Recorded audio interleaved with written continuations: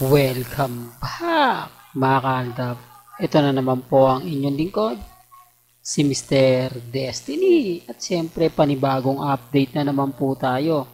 Panibagong mga kaganapan po kina Maine Polkerson at Richard Polkerson. Alam nyo naman po na kapag si Mr. Destiny nga po talaga ang nagbigay ng mga update sa social media, sa Instagram, sa Twitter, sa Facebook, agad-agad nyo naman pong nakikita. Agad-agad nyo naman pong naiintindihan at nauunawaan.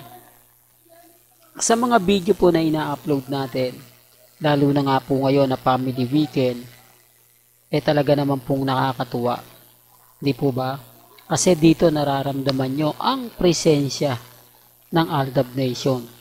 Ang presensya nila Mengay at ni Alden Richards. Bagamat marami pong bumabati ko sa akin at nababasa nyo naman po at nakikita, hayaan nyo lang po sila. Kasi hindi naman po talaga yan kumbaga, yan po yung mga tao na talagang galit na galit, talagang inis na inis, at lagi pong affected sa mga sinasabi natin. Affected sa mga nagiging pahayag ko.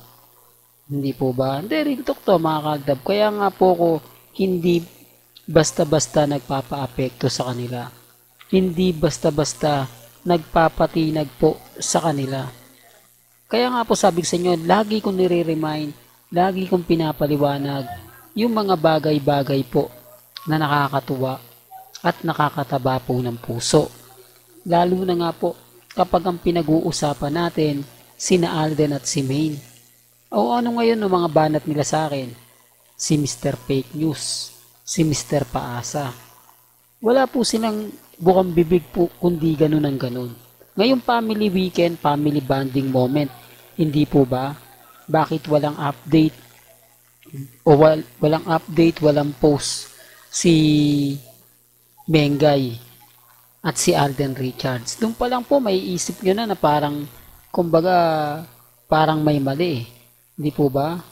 Dahil kung totoo nga po yung mga kumakalat sa social media, kung totoo nga po yung mga sinasabi nila, bakit affected na affected po sila sa akin? Bakit kailangan lagi nilang sinasabi, lagi nilang pinapaliwanag yung mga bagay-bagay na alam naman po natin na hindi talaga totoo. Alam naman po natin na kumbaga sinasabi lang po nila yan para makakuha ng atensyon, para makakuha po ng mga bagay-bagay na nakakatuwa para sa kanila. Ganyan po sila kabiter, ganyan po sila kadesperado. Yung tipong kapag umaangat yung Aldab Nation, marami po silang ginagawang kababalaghan. Marami po silang kwento na para lang po matinag tayo, para lang masabi na sila po yung malakas, sila po yung totoo at tayo po yung fake news. Lagi ko naman pong nire-remind, lagi ko naman pong sinasabi yan, hindi po ba? Kaya nga po kapag ka family bonding moment o katulad po ngayong weekend, dito ramdam mo yung saya, yung sigla na gusto ko po laging sabihin sa inyo at gusto ko laging ipahayag.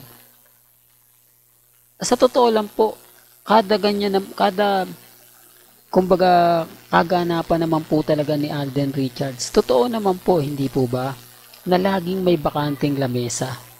Na laging hindi mo makikita o maaaninag kung sino nga po ba talaga yung nakaupo na yon. Kung sino nga po talaga ang totoong kumbaga kasama nila. Remind ko lang po ito madalas na nga po, kaya nga po yung mga Aldab Nation kumakampi sa akin eh. Kaya nga po napakaraming mga fans ng Aldab ang sumisimpatya sa akin. Kasi totoo naman po, lahat po naman ng mga ina-update natin, hindi ko to inedit. Hindi ko to gawa-gawa lang. Kasi hindi naman, sa totoo lang, hindi naman tayo binabasag ni Maine eh. Nakita nyo po bang nag-post si Mengay ngayong weekend? Private family nga po kasi. Sinasabi nilang, si Mengay nasa Batangas. Si Mengay kasama ni. Pero nasa ang ebidensya nila? Nasa ang resibo nila? Ano sa palagay po ninyo yung nakikita ninyo? Anong yung resibo na magpapatunay sa mga sinasabi nila? Wala. Hindi po ba? Real talk, wala. Yun ang katotohanan na hindi nila kayang matanggap. Yun yung katotohanan na kahit bali-balik rin nila yung sitwasyon, na kahit sabihin nila na kampante sila, wala eh. Yun at yun pa rin po yung lalabas.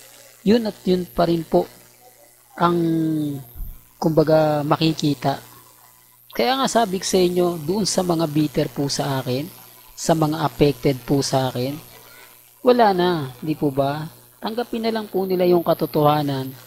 Natalo po sila. Na Aldab pa rin po ang malakas.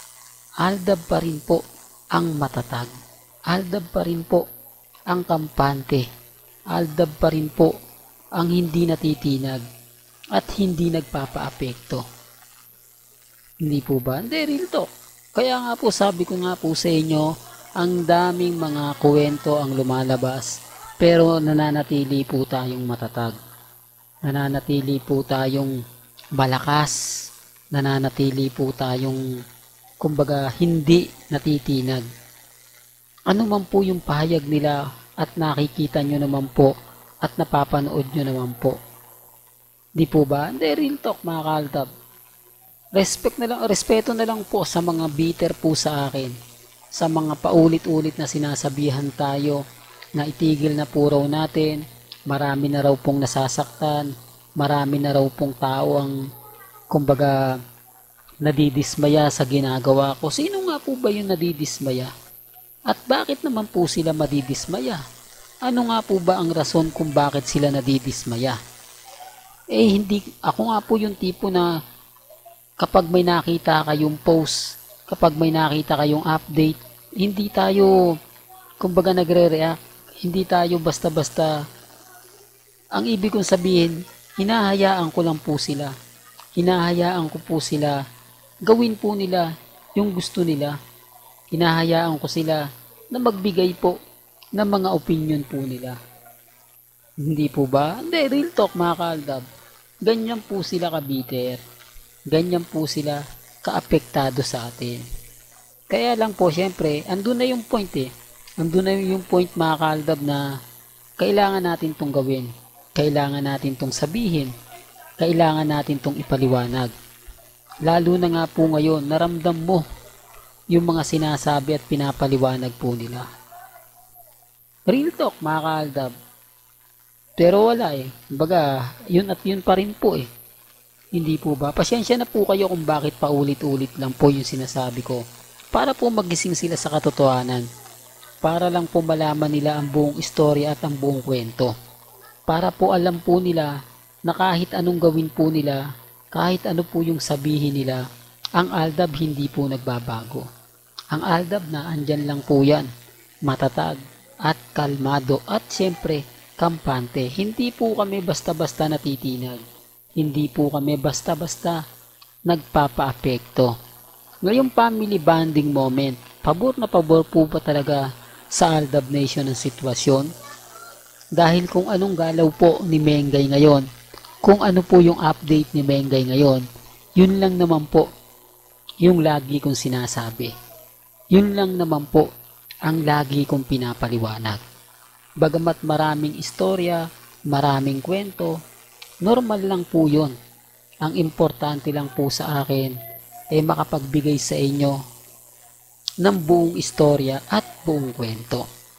Hanggang dito na lang po ang ating latest updates. Kaya kung gusto nyo pa po ng pinaka-latest at sariwang update, abay lagi lang po kayong tututok dito po sa channel ni Mr. Destiny para updated po kayo sa mga latest at sa mga bagong video po na ilalabas po natin maya-maya lang. Kaya kung bago ka lang sa channel na to at isa kang true-blooded Aldab Nation na nagmamahal kina Mengay at Isoy, tama po ang channel na pinuntahan mo, kaya consider na po kitang bagong subscriber. At huwag mong kalimutang i-share ang mga video po natin sa mga mami, sa mga titas, at sa mga senyor. Hanggang sa muli, salamat po sa panonood at pakikinig.